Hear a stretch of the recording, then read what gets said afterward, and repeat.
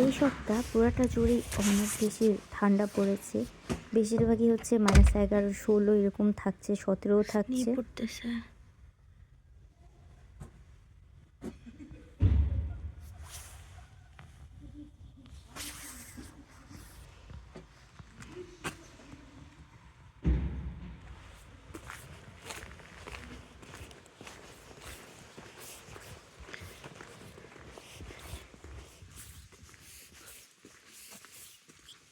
সাবধানে পাড়া দিতে হবে, অনেকটা পিচ্ছিল হয়ে আছে।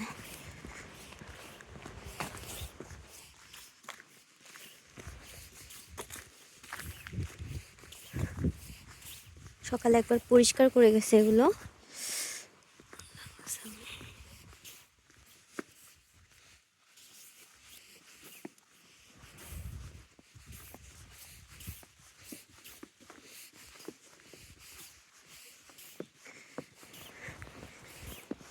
চট চট শব্দ করতেছে মধ্যে হাঁটলে।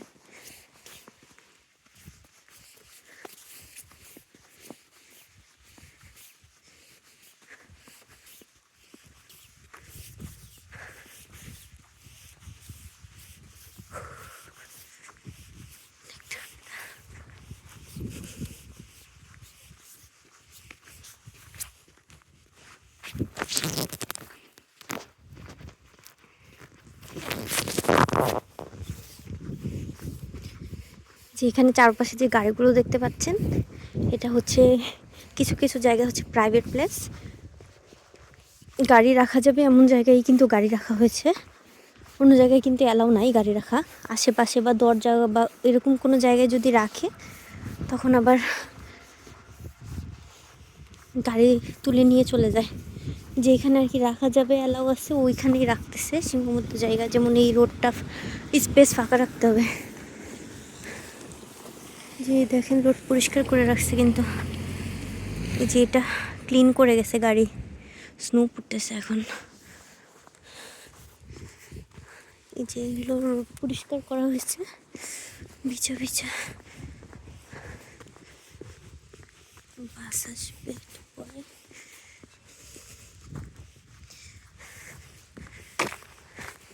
যে দেখেন বালু ছিটায় রাখছে, কিন্তু ওরা মেশিন দিয়ে পরিষ্কার করে যাতে মানুষজন স্লিপ না কাটে। স্নো জুতা পরতে হয় স্নো পরলে। স্নো পড়তেছে এখন অনেক।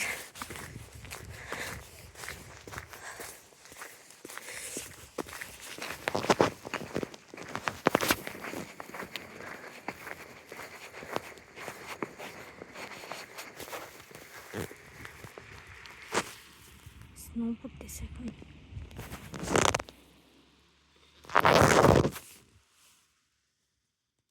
এখানে বাসগুলো হচ্ছে অনেক টাইমলি আসে। কেউ যদি 1 থেকে 2 মিনিটও দেরি করে, কারোর জন্য আর কি বাস ওয়েট করে না। তো এখন আমার মেয়েকে স্কুল থেকে আনতে যাব, তো ওই জন্য বাস স্ট্যান্ডে ওয়েট করছি। বেশিরভাগ সময় এখানে বাসে যাতায়াত করতে হয়। তো বাস থেকে নেমে এখানে আর একটু হাঁটতে হয়। রোড পরিষ্কার করে গেছে আর স্নো পড়তেছে। যে কংক্রিট জাতীয় কিছু ফেলে গেছে যাতে মানুষ স্লিপ না কাটে।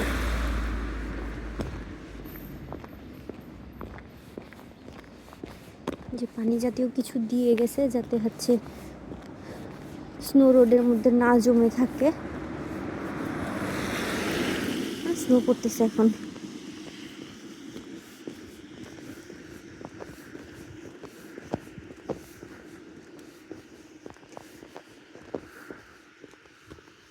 স্নো যখন পড়ে আকাশ থেকে তখন অনেক ভালো লাগে সবারই আর কি। নর্মালি হচ্ছে যে বৃষ্টির পানিটা মাইনাস টেম্পারেচারে হয়ে গেলে তখন হচ্ছে সেটা স্নো হয়ে পড়ে।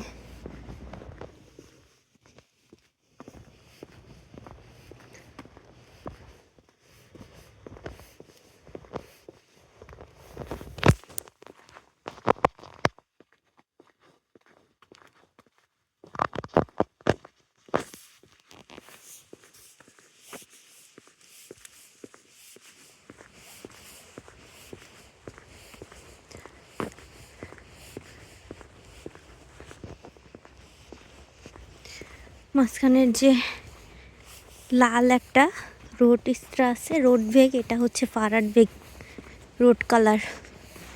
এটা হচ্ছে স্ট্রা আছে, মানুষজন আর কি হাঁটতে পারে। এই সামনে অনেক জঙ্গল।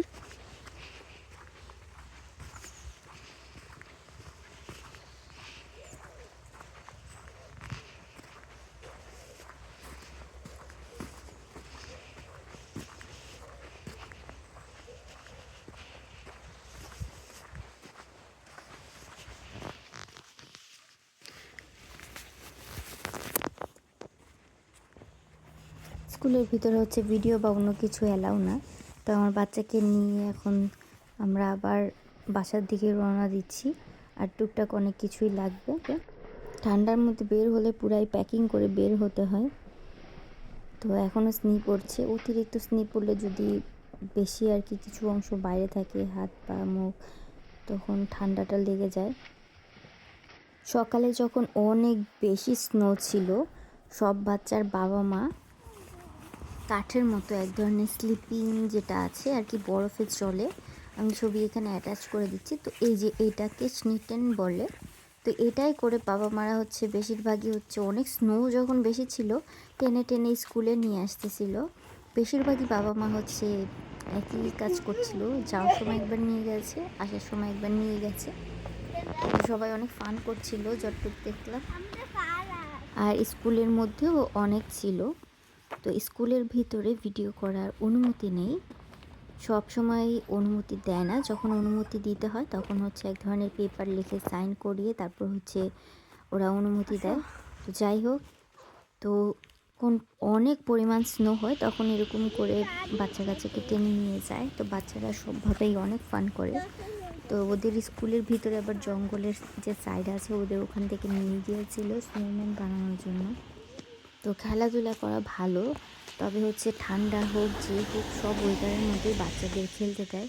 তো এখানে বাচ্চাদেরও খেলতে দেয়। তো আমার মেয়েও স্নিম্যান বানিয়ে এসেছিল। তো অনেকক্ষণ বেশিক্ষণ যদি বাইরে থাকে আর কি, তখন অনেকটা অসুস্থ হয়ে যায়। তো ওর অলরেডি হচ্ছে কাশি আর ঠান্ডা জ্বরও চলে এসেছে।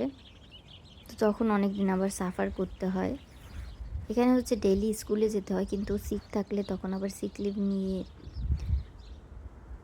বাচ্চা তখন বাসায় থাকতে হয় যেহেতু অসুস্থ।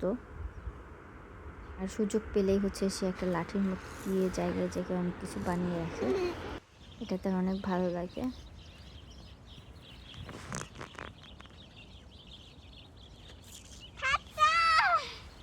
কাম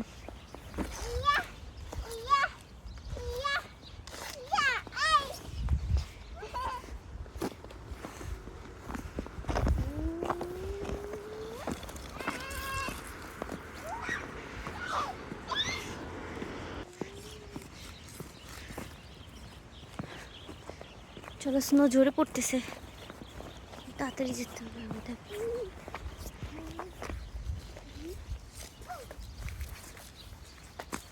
মাঝে মাঝে স্নো যদি অনেক বেশি পড়ে তখন হচ্ছে মাঝে মাঝে ছাতা নিয়েও বের হই, নাহলে জ্যাকেটের মধ্যে আটকে থাকে। টুকটাক হচ্ছে প্রয়োজনীয় জিনিস লাগেই, তো বাজার করতে হয়। তো জ্যাকেটগুলো জায়গা মতো রেখে দিয়ে আমার মেয়ে আবার গার্ডেনে চলে গিয়েছে, স্নো পড়তেছে, সে স্নিমান বানাবে, স্কুল থেকে শিখে এসেছে। অনেক বিরক্ত করছিল, তো সে স্নো পড়তেছে বাসায় এসে আবার গার্ডেনে চলে গিয়েছে, কতক্ষণ ওখানে থাকবে। গার্ডেনের স্নোগুলো অনেকটাই গলে গেছে। তো যাই হোক, কি বলবো, বাচ্চা মানুষ।